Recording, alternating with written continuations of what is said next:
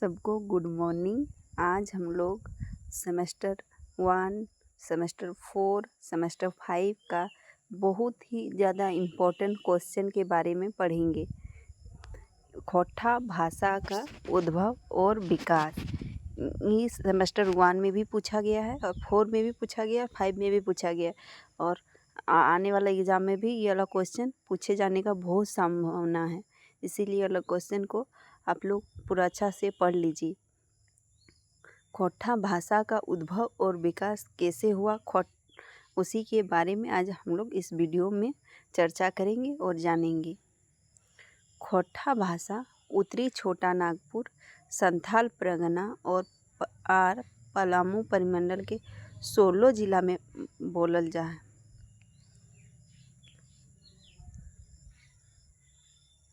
16 जिला में ये तीनों परिमंडल क्षेत्रफल करीब 48,000 वर्ग किलोमीटर है।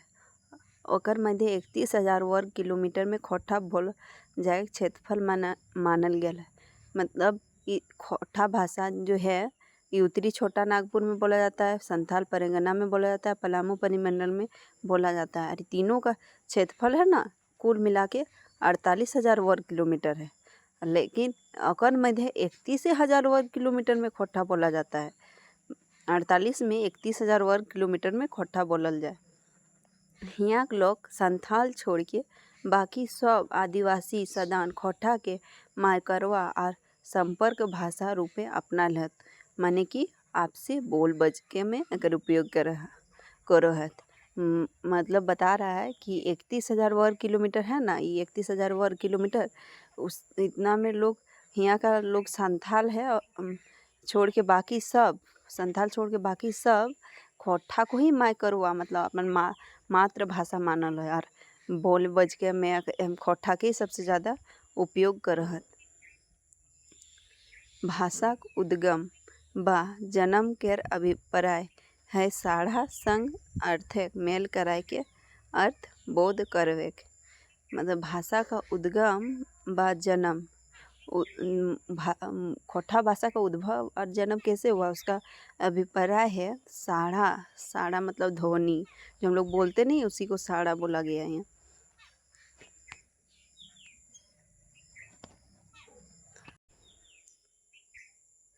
अर्थक मेल कराए के अर्थ बोध करवेक।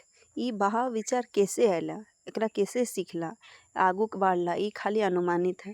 मतलब कोई भी भाषा जो होता है कैसे आया, कैसे सब कोई बोलने लगा, कैसे आगू बढ़ा, कैसे जाना, तो ये सब इसका खोटा में अभी कुछ टवान नहीं मिला गया, सिर्फ खाली अनुमानित बोला गया है कि ऐसा आदिम पुराना पर्याग लोग कैसन रहत, कैसन बोलहत, एकर बारे में कहे के बाद सबूत करे कोनो टावन नखे। दार्शनिक, भाषा विज्ञान, इतिहासकार सभी जे बा कहल हत वो सब अनुमानित है। जो हम लोग का विज्ञानिक सब बोला है, भाषा विज्ञानी, दार्शनिक, इतिहासकार, वो सब जब सब कोई बोला है ना, वो सब उसमें कुछ प्रमाण नहीं मिला है, खाली अनुमानित रूप से बोला गया, अनुमानित करके बोला गया है।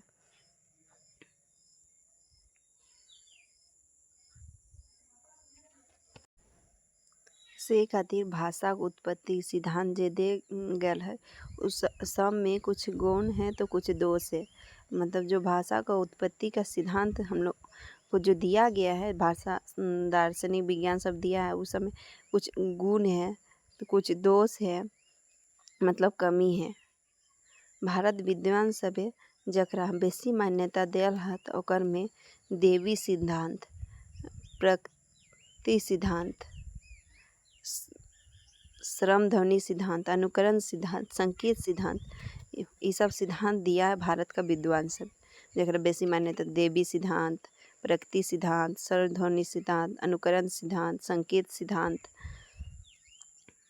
ये सब के मिला के प्रकृति से भाषा के जन्मल बनवल प्राकृतिक भाषा के सबले पुराना मानल हत। और ढेर पंडित सभे एहू कहल हत कि संस्कृत तो प्राकृतिक से बनवल गया है। यहाँ एक बात फुर्छावे है कि बोलचाले पुराना भाषा नाम लौकिक प्राकृतिक रहे।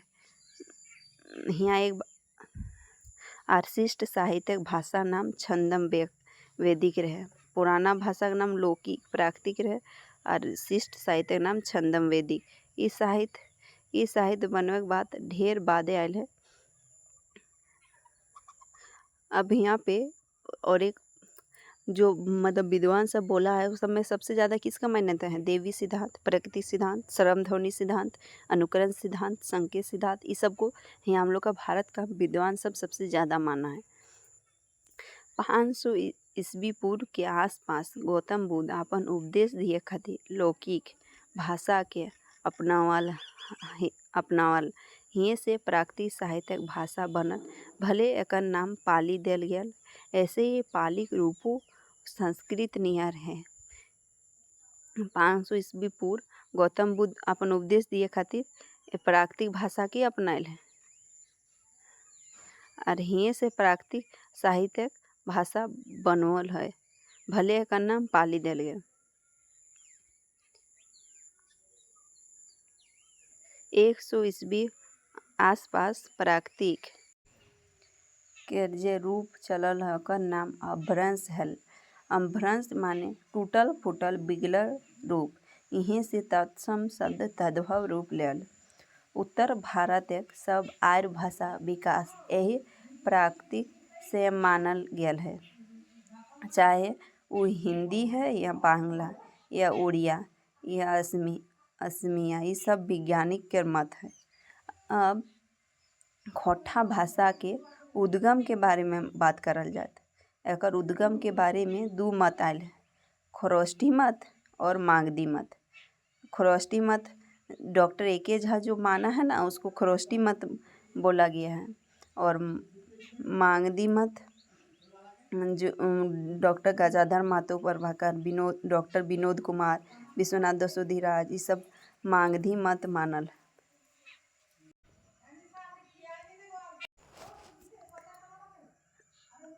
अब खोटा भाषा उद्गम के बारे में बात करल जात। एकर उद्गम के बारे में दो मत आयल है, खरोष्ठी मत और मागधी मत। खरोष्ठी मत, मागधी मत। चलिए इस देखते हैं मत के बारे में क्या बताया है हम लोग का विद्वान सब। खरोष्ठी मत डॉक्टर ए.के. झा खोटा उद्गम खरोष्ठी लिपि से मानल हत।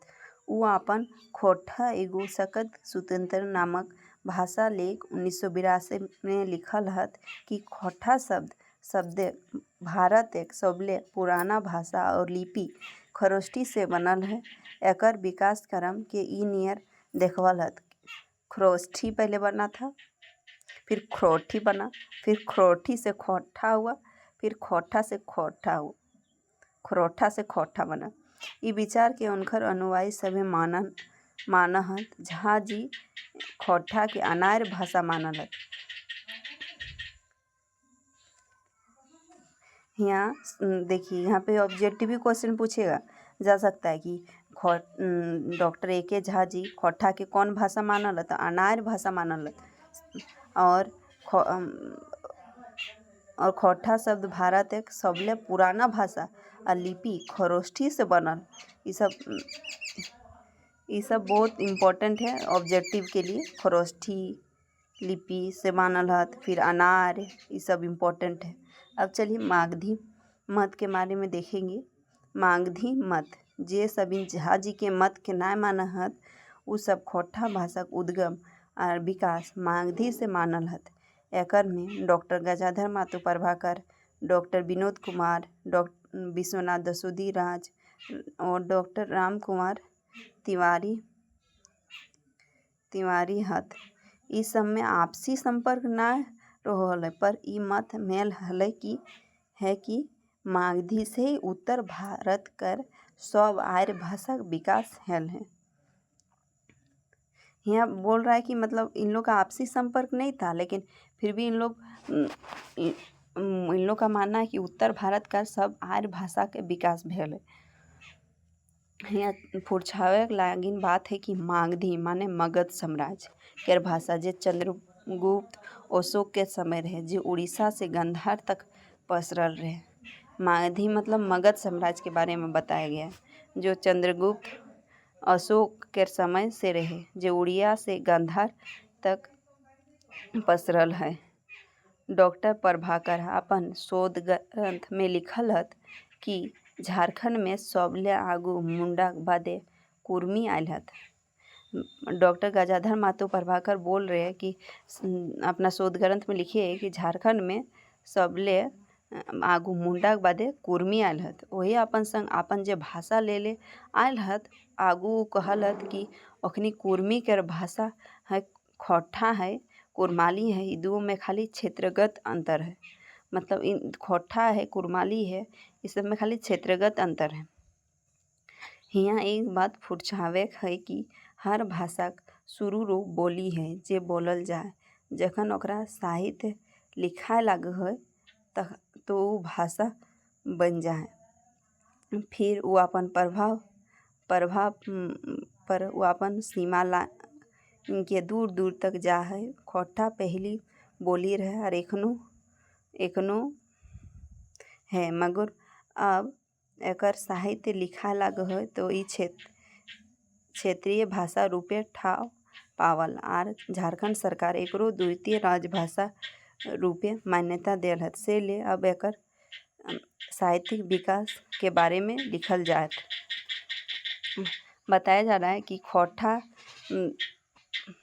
खोटा भाषा में अब द्वितीय राजभाषा रूपे इसका मान्यता दे दिया गया है खोटा भाषा को और इसको अब क्षेत्रीय भाषा रूपे ठावो पाए गए मतलब स्थान मिल गया है ठाव खोटा का और झारखंड सरकार इसको एकरो द्वितीय राजभाषा रूपे मान्यता देल है। खोटा साहित्य लिखे परंपरा के डॉक्टर बी.एन. ओदार जो हम लोग के डॉक्टर बी.एन. ओदार है वो खोटा साहित्य के लिखे परंपरा के 1700 ईस्वी आसपास से मानल है जकरा आदिकाल नाम देल गेल है।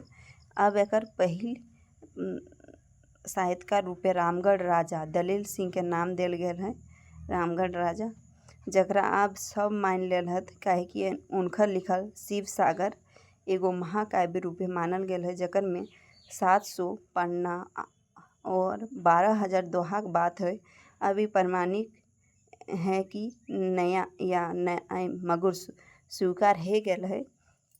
इनकर दरबारी कवि और मंत्री पद्मदास कोरो किताब कायम मंजरी और उनकर बेटा रुद्र यहाँ होगा रूप लिखा हुआ है यहाँ रुद्र होगा यहाँ पे के लिखल किताब ज्ञान सुधाकर के स्वीकार कर लेल गेल है।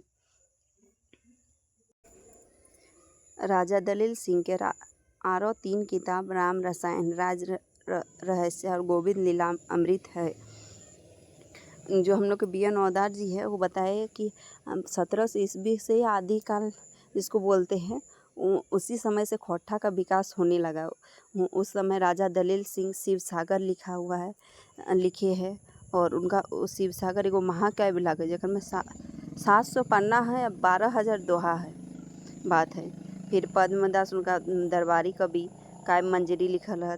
फिर ज्ञान सुधा उसका बेटा रुद्र सिंह ज्ञान सुधाकर लिखल है। फिर राम रसायन राज रहस्य और गोविंद लीलामृत ये सब राजा दलील सिंह लिखल है। ये सब 1 नंबरिया क्वेश्चन के लिए इम्पोर्टेंट है इसीलिए आप लोग देख लीजिएगा कि राजा दलील सिंह लिखा है शिव सागर। फिर उसका मंत्री पद्मदास लिखा है कायम मंजरी और उसका बेटा रुद्र सिंह लिखा है ज्ञान सुधाकर। ये सब 1 नंबरिया इम्पोर्टेंट क्वेश्चन के बहुत ज़रूरी है सब आप लोग याद कर लीजिएगा पढ़ लीजिएगा।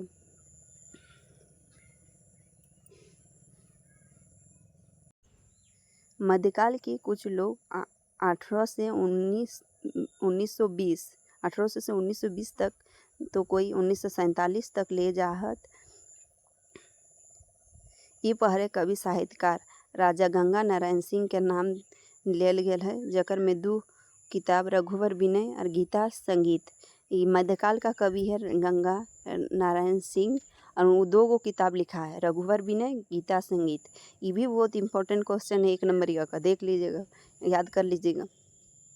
एकर बाद आधुनिक काल या नवा युग आयल है जकर पुरोधा कवि श्रीनिवास पानुरी जी कहल गेल है। कई झन तो इनकर से शिष्ट साहित्य के बात लिखल हत, मगर अब ई कट गेल आधुनिक कालों के 3 उपभाग पानुरी युग, झा युग, विकास युग में काटल गेल है, जे क्रमशः 1980 तक पानुरी युग, 1980 तक पानुरी युग, 1980 से 2000 तक झा युग और ओकर बादे विकास काल नाम दिया गया है। ये भी आप लोग देख लीजिएगा, ये भी आप लोग को 5 नंबर का पूछा जा सकता है। फिर एक नंबरिया क्वेश्चन पूछा जा सकता है कि पानुरी युग, झा युग और कितना आधुनिक काल को कितना उपभाग में बांटा गया है। इन ईयर अब तो खोटा क्षेत्रीय भाषा रूपे 9 क्लास में भी अब खोटा पढ़ाई शुरू हो गया। 9 क्लास से MA तक खोटा में पढ़ाई हेल रहे। अब आर एकर पर PhD DLED भी करल जा रहल है, प्रतियोगिता परीक्षा लियाई रहल है। इन ईयर अब ये पूरा विकसित है रहल है, खोटा अब पूरा विकसित हो चुका है। वही बात बताया जा रहा है कि अब इसे 9 क्लास से MA का भी पढ़ाई कर सकते हैं हम लोग। अब इसमें PhD भी हो रहा है, खोटा में DLED भी कर ले रहे हो रहा है। प्रतियोगिता परीक्षा भी खोटा विषय में हो रहा है। अब खोटा का विकास और उद्भव बहुत ज़्यादा फैल गया है। चलिए, आप लोग को वीडियो कैसा लगेगा आप लोग कमेंट में बताइएगा, और चैनल वीडियो यदि अच्छा लगा तो सब्सक्राइब कर दीजिएगा। हम इतना मेहनत से आप लोगों को वीडियो बना के दे रहे हैं, धन्यवाद। और किसी भी चीज़ में डाउट होगा तो आप लोग कमेंट में लिखिएगा, हम कमेंट में आप लोग को रिप्लाई करेंगे। और कुछ भी चीज़ समझ में नहीं आएगा फिर वो भी आप लोग कमेंट में मैसेज कीजिएगा, बताएंगे, कमेंट कीजिएगा, ठीक है।